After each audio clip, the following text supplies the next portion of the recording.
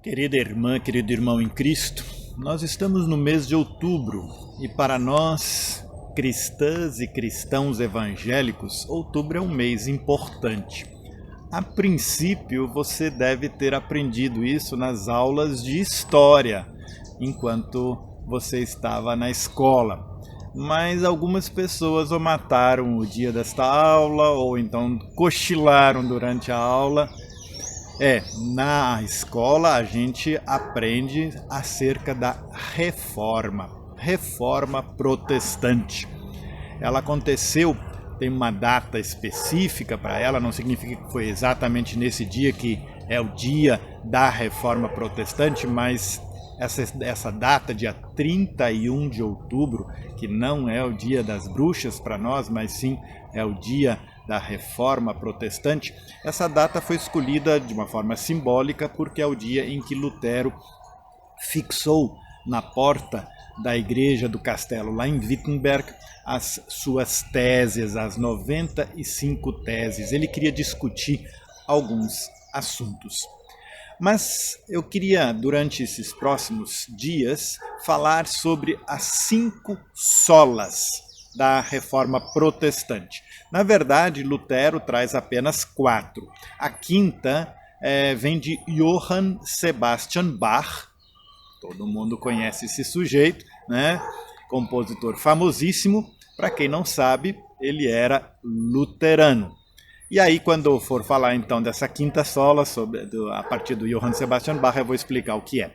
Mas Lutero sempre se engajou para que a educação estivesse presente. Educação, que significa formação das crianças, estivesse presente no mundo secular. Ele queria que o Estado, né, as cidades, tivessem escolas gratuitas para as crianças. As crianças naquela época não iam para a escola. Lá pelos 7, 8 anos, cada menino ou menina já seguia os passos, né, do trabalho do pai, a menina em casa, nos afazeres junto com a mãe.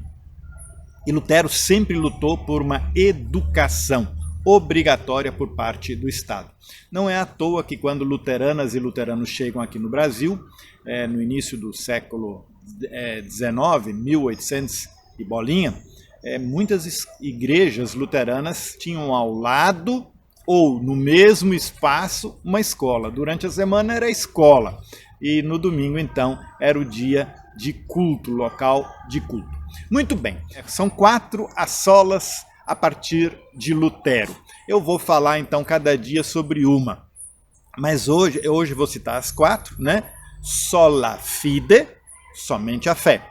Sola scriptura, somente as escrituras. Solus Christus, somente Cristo. E sola gratia, somente a graça. Hoje eu quero falar então sobre a sola fide, somente a fé. Sola é uma palavra que vem do latim.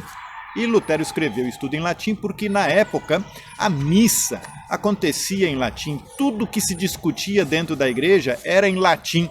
Então ele escreve isso em latim. Sola, então a gente poderia traduzir como somente ou então unicamente. E quando Lutero então fala em sola fide, somente a fé, ele está querendo dizer o seguinte: nada pode nos levar à salvação e à vida eterna a não ser a fé. A fé em Jesus Cristo. Lutero vai combater com esta afirmação que nem obras, nem comportamentos piedosos, nem méritos ou qualquer tipo de contribuição da nossa parte podem nos ajudar a ganhar a salvação. Naquela época era muito comum que a igreja católica daquela época pregava isso com insistência. As nossas obras tinham um poder muito grande para a nossa salvação. E as pessoas começaram então a fazer boas obras, davam dinheiro para a igreja, iam para a missa e não entendiam muitas vezes nada porque tudo era em latim, mas iam para a missa para poder dizer, olha, eu fui na missa, Deus então vai me recompensar. Muitas procissões eram feitas, né? Até hoje isso existe.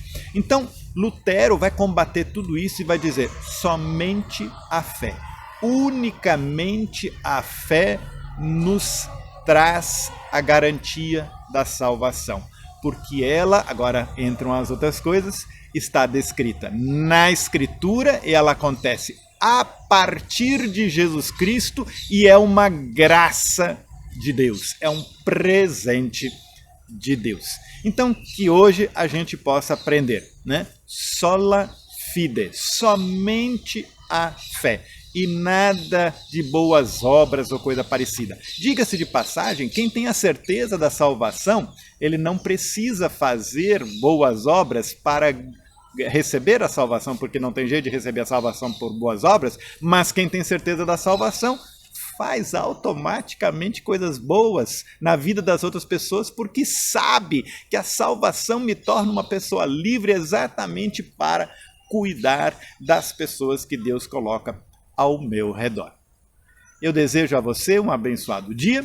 Amanhã, então, a gente se reencontra para ouvir sobre uma outra sola, um outro somente, um outro unicamente. Beijo no seu coração. Até amanhã.